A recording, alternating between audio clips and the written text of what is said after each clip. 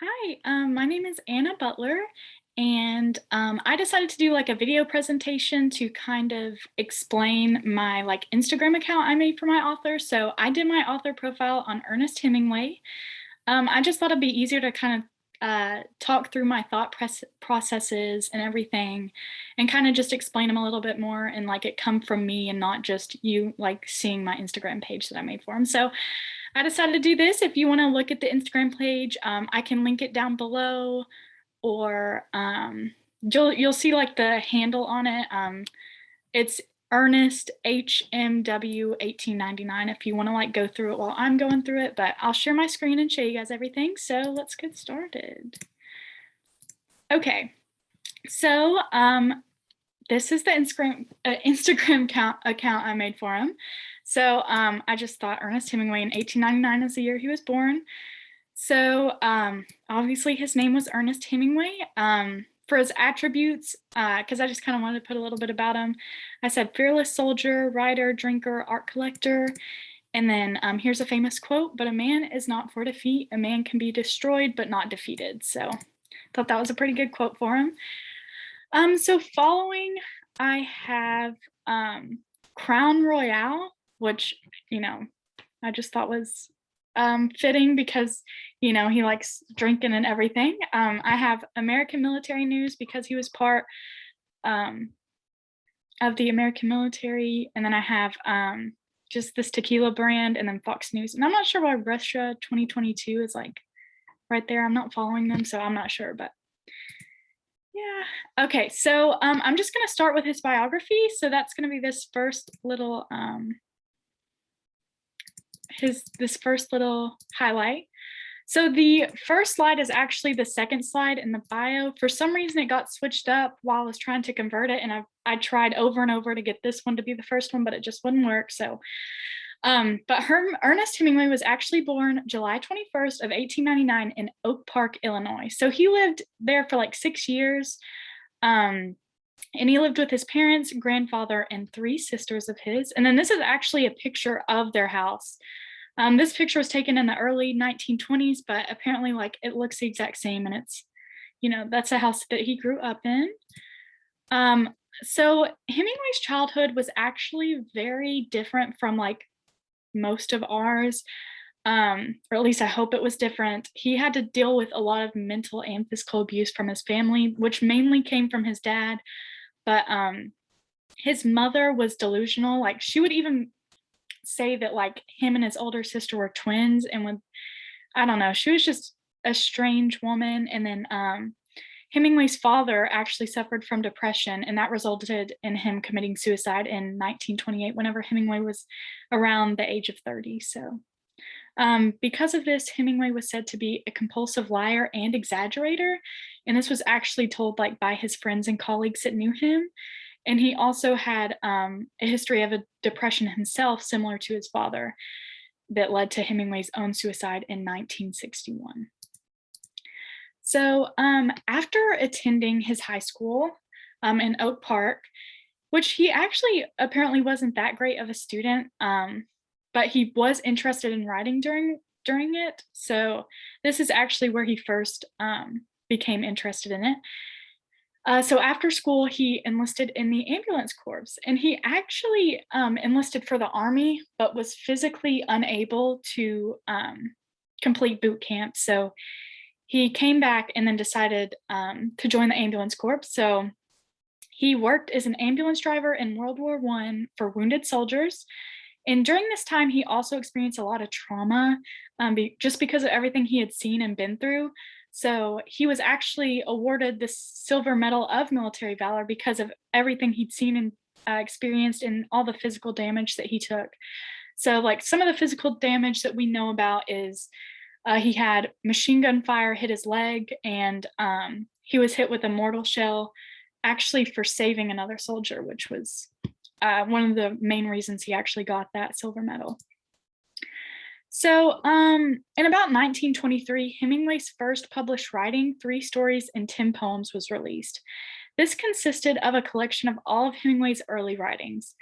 So only like a year later, Hemingway published one of his most famous writings, which is In Our Time. So this is a collection of short stories that Hemingway wrote.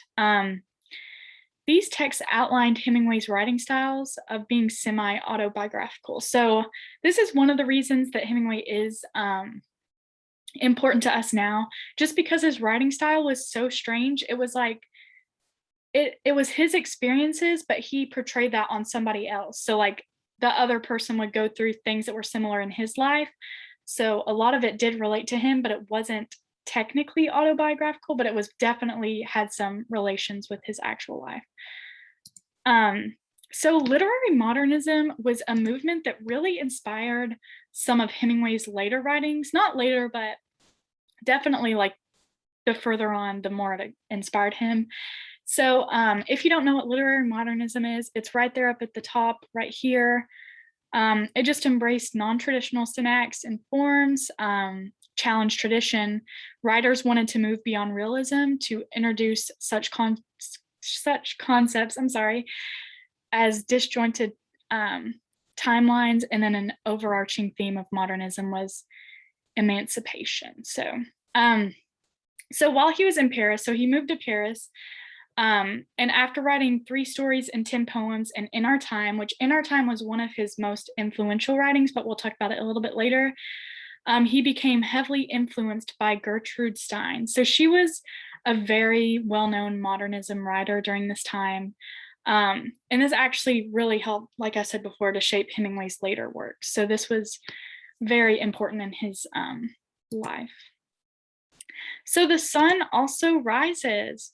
So this was a big story, but we'll talk about it a little bit later as well. So shortly after Hemingway became involved with modernism, he published his first real book, which was The Torrents of Spring. So this book actually didn't get that much recognition, but he was much more successful with his second book, The Sun Also Rises, which we'll talk about a little bit more in depth later. But so both of these books were actually published in 1926, which is crazy because The Sun Also Rises, which was one of his most famous books, was actually only written in 6 weeks. So he was able to get 2 books in 1 year, which a lot of writers are unable to do just because they take so much time and, you know. So yeah, and this actually paved the way for Hemingway's influential career. During his time, these books kind of got his name in, and people started to recognize Ernest Hemingway as an important writer during his lifetime.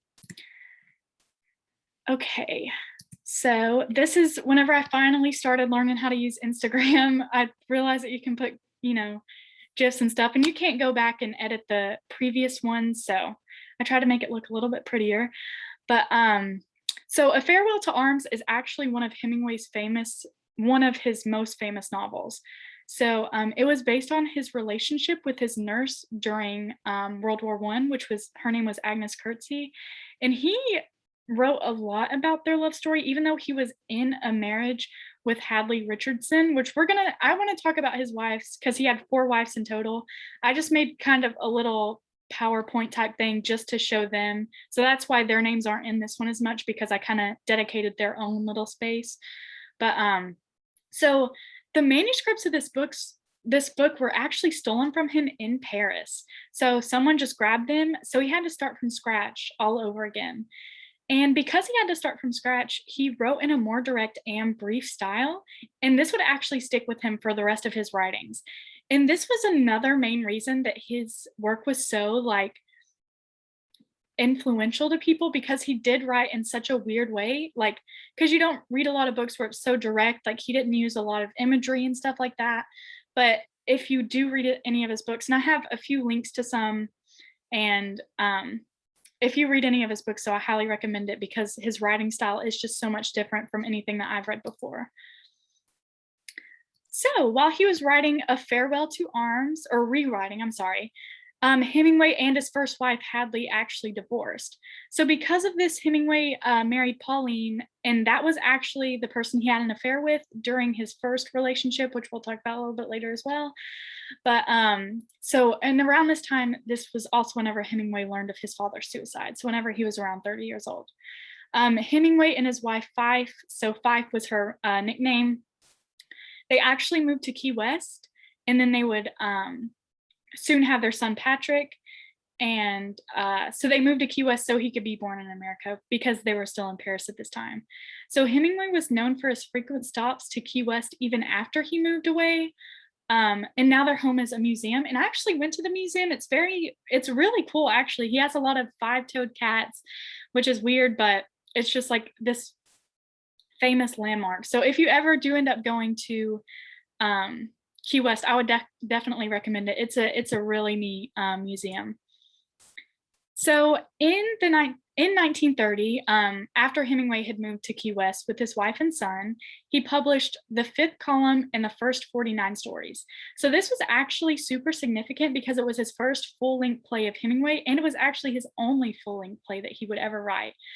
And also, it was a compilation of all of his previous short stories. So that's why it's the first 49 stories, because it contains everything. So in 2 years after the publication, Hemingway published Death in the Afternoon, which received mixed reviews from his writers. We're not going to talk about this much more because it just wasn't one of Hemingway's more significant writings, but that's there because it was published soon after.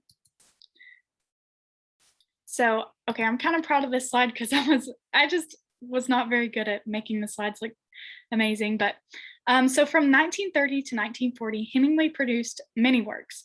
So during this time, he was greatly focused on his literature.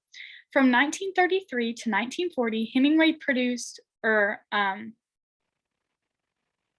Winter Takes Nothing, The Green Hills of Africa, The Snows of Kilimanjaro, which we'll talk about a little bit later because it was a very significant writing, The Short Happy Life of Francis Maincomer, To Have and to Have Not, and For Whom the Bell Tolls, and that's another significant one that we'll talk about later. Many of these titles may seem familiar to you because they are some of Hemingway's most famous stories, and many of these helped Hemingway to become influential and shape him as a writer. So in the 1940s, Hemingway moved to Cuba to establish an anti-Nazi group. So during this time, his relationship with his second wife was diminishing, and they eventually divorced in 1946. And then he married Mary Welsh. So Hemingway was a very troubled man. So a little later onto his life, during World War II, Hemingway actually moved to Europe. This caused quite a disturbance when he threw grenades into a basement of Nazis in France. So he was very anti-Nazi. He just did some questionable things. So this actually caught the attention of the FBI, and many changed their views on him after this incident. And many can blame this on his mental illness because the later in his life, the more troubled he was. He also had many physical things, like he got in a car crash twice and stuff like that. And he just was starting to get a little bit on the crazier side. But okay, so The Old Man in the Sea is another one of Hemingway's famous writings. So it was honestly probably one of his most important. So this text actually just outlined a man trying to catch a fish, and he was struggling to do so. So while this seems kind of simple, there are many complex themes and symbols throughout the story, which is why it earned him the Pulitzer Prize. I'm pretty sure that's how you say it. And he won that in 1953. And he also got the Nobel Prize for Literature in 1954. So this is whenever Hemingway became very influential. People knew Hemingway just like we know Stephanie Meyer or just all of the people that are in our modern literature. So this was one of Hemingway's most notable accomplishments during his life, and is another reason as to why he's still relevant today. And then this is the last slide. So he lived from 1899 to 1961. So he actually suffered from poor mental health, like I said, almost his entire life. And towards the end of his life, he even had many physical ailments, like 2 plane crashes in 1954 and a few major car crashes when he was younger. He also learned that he was going to be arrested by the FBI for the events that took place in France, and because he was a supporter of the Cubans during the war. So because all of these factors, he shot himself in his log cabin in Idaho. He actually tried to commit suicide a few months prior to this or before this, and he was unsuccessful and went to an institution. And then whenever he came out, he decided to shoot himself. So very sad. So this is a look on Hemingway's wives, just to kind of get to know them a little bit better. So his first wife, her name was Hadley Richardson. So Hadley and Ernest were married from 1921 to 1927 and had one child together, and his name was Jack. So Hadley and Ernest met in Chicago in 1920 and got married within the year. They divorced because Hemingway was unfaithful and slept with Pauline Pfeiffer, who would become his second wife. So Hemingway and Pauline, nicknamed Fife, were married from 1927 to 1940. So they were together for quite a while. So they had two children together, Patrick and Gloria. And I put Gregory at birth because sources say different things for the names, but her name is Gloria. She changed her gender later in her life. So Fife was said to give Hemingway feedback on his early work and actually helped him to become a great writer. They divorced because Hemingway had another affair with Martha Gellhorn, who would become his third wife. So he just kept on having affairs with all his wives. No, not all of them, I'm sorry. But his third wife, Martha Gellhorn. So Ernest and Martha were married from 1940 to 1945. It was really a pretty short marriage. They married only 16 days after his divorce with Fife was finalized. She was actually a novelist and war correspondent, so she worked as a journalist. So Hemingway couldn't deal with the fact that she had to be gone so much for work, so they divorced only 5 years after their marriage, and they didn't have any children together. So yeah, she just wasn't home a lot, and Hemingway didn't really like that. So Hemingway's final wife, who was with him until his suicide, her name was Mary Welsh. So Ernest and Mary were together from 1946 until his death in 1961. Mary worked as a journalist and supported Hemingway throughout the remainder of his life. Awesome. So here are his works more in depth. Here's my works cited page as well. There's all my citations. But here is In Our Time. So this is the first work we're going to be talking about. It was released in 1924, and this writing was actually very important because it showcases Hemingway's early literary writing style. It's a collection of 16 short stories which were all related to war, especially since he had just come back from war a few years prior, World War I. These works were very powerful and interesting when thinking of Hemingway. And like I said, a lot of the, or before, it was kind of semi-autobiographical, so a lot of things in the story actually happened to him himself. So they were actually very heartbreaking because they describe the pain, grief, and loss that comes with war. There's very powerful themes of alienation, which make it hard to read at some points. This is a work I would highly recommend for anyone who hasn't read a book by Hemingway. Even though it's written with little description of emotion, you can definitely feel the power in all of the sentences and stories in them. And it's also free on Google, which I put a little link down here if you want to read it. It took me like 3 hours to read, and honestly, it is so worth it. It's one of his first works, and I think it just really, I think everybody should read it, honestly, especially if you've never read anything by Hemingway. So The Sun Also Rises is the second one I'm going to be talking about. So this book was actually the one that was written in 6 weeks, like I talked about before. Even though he wrote this novel in such a short time, it was actually one of his most famous novels and set him apart from other writers of his day. It was also his first major novel. So this book portrays the lives and condition of the lost generation. So if you don't know what the lost generation is, it's a term used for children and early adults whose lives were consumed by World War I. So Hemingway was actually part of this generation because his early adulthood was taken by the war, and he was actually in the war during this time. Well, not the whole time, but this book also has major themes of male insecurity due to the war and the meaning of masculinity during this time. I think it helps us, the reader, to better understand Hemingway's mind. This book follows Jake Barnes, who is a journalist, kind of like Hemingway himself, and it follows bullfights and glamorizes bullfighting in Spain. So this one is another good read. A Farewell to Arms is Hemingway's second major novel. So the manuscripts of this book were actually stolen from Hemingway in Paris. So because of this, he had to write a revised book. This caused him to write in a more brief and direct style. So, like I said before, this kind of changed Hemingway's writing style for the rest of his books. So this book tells the story of Lieutenant Frederick Henry, who was an ambulance driver during World War I, which, if you remember, Hemingway was also an ambulance driver. So they shared very similar experience to each other.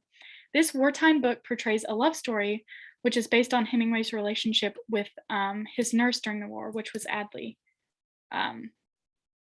Agnes Hadley. I'm sorry. This book also has a very detailed and realistic depiction of war. So that's why a lot of people actually admire it. And he was also, in war, so that helped it to be just so realistic. So I actually haven't been able to read the whole book yet, but from what I have read, it is a very moving story. Men Without Women is the next collection I'm going to be talking about. So it was written in 1927, and it was another very significant work from Hemingway. So this is a collection of short stories, and it has some of Hemingway's most famous short stories in it. So while this wasn't discussed in the historical aspect, it is a very significant work of his. So during his affair with Pauline, and right before his divorce with Hadley was finalized, Men Without Women was written. So this includes short stories like The Killers, which I don't know if you've read. I've heard of it before in my other literary classes, but it's a pretty good story. Hills Like White Elephants, In Another Country, and 50 Grand. So The Killers, I'm just going to go in depth about this story because this is one of his most famous writings, and it's one that a lot of people analyze. So it follows Nick Adams, who actually manages the diner. So two men dressed in black come in, and they tie up him and his cook. They're just trying to find one of the boxers called Ole Anderson. And it's significant because it shows what men will do when confronted with evil. It has major themes of human experience, death, friendship, and life. Hemingway also uses satire in the story to convey these messages, which are very serious messages. So that's actually very uncommon in most literary writers, or that like most literature writers don't really do that. So it kind of sets him apart as well. So the other short stories in this book are also very significant, but The Killers is probably the most significant in Men Without Women. So next, we're going to be talking about the fifth column in the first 49 stories. So this was published in 1930, and if you, all of these are published in chronological order. So it was a significant piece of literature written by Hemingway. It includes Hemingway's first and only play, and his 49 previous short stories all in one text. So the fifth column follows the story of Philip Rawlings. He is a counter-espionage agent and a communist man posing as a war correspondent and a drinker. He was a drinker as well. So this kind of parallels with Hemingway. And many of the themes in his previous stories relate to his actual life, which is why many people speculate on whether Hemingway was a communist by himself. I didn't bring this up previous because there is no like real evidence that he was a spy, but many people speculate that he was. So the first 49 stories, some of which were previously discussed, were also notable because it included all of his short stories compiled into one place. He has key themes of solitude, man versus nature, bravery, and death, which are all reoccurring in these short stories. Many of his novels and later short stories also encompass these themes. Next, we're going to be talking about the Snows of Kilimanjaro, which I discussed earlier. We would talk a little bit more in depth. It's another significant work. It's just a short story, and it follows a man named Harry in his process of dying. So the title of the story relates to the idea of the purity of death. So the story has a selection of writing styles, which helps it to be diverse. Hemingway also is greatly influenced by modernism in the story because the main character rejects social norms through beliefs. This is readily studied by many literature students, and it is said to be one of Hemingway's best works. For Whom the Bell Tolls. So I think a lot of you have at least heard of this title or maybe seen the movie. But this was another significant writing of Hemingway and is honestly one of his most notable stories. So it follows the story of Robert Joran, who is a young American in the International Brigades, who was part of the Republican guerrilla unit during the Spanish Civil War. It shows his loyalty, courage, defeat, death, and love. This is said to be one of Hemingway's best love stories. This story also follows more emotional than Hemingway's other stories, and it is said to be one of the best war novels of all time. So this work is significant not only to Hemingway's life, but in literature as a whole. And then The Man and the Sea. So The Man and the Sea, published in 1952, is one of Hemingway's greatest accomplishments as a writer. This book, like previously discussed, won him the the Nobel Prize in Literature in 1954 and won him the Pulitzer Prize in 1953. So this story is about an old seasoned fisherman who is struggling to catch a fish. He ends up with nothing to show for his adventures because shark came and ate his fish. Even though he was able to catch the fish, in the end, no one actually believed he did it. This book may seem simple, but there are many complex themes and symbols that cause this book to have such a following. The old man can be seen as humanity, while the fish can symbolize purpose of life. This book can also be read as the struggle of Jesus, adding a more religious aspect to the story. This also portrayed many biographical themes that Hemingway had experienced in his own life. It is also the last book that Hemingway himself published. There were many books that were published after Hemingway's death, but this was the last one that was published before his death. There are a few pieces of Hemingway's work, like I said, that were published after his death.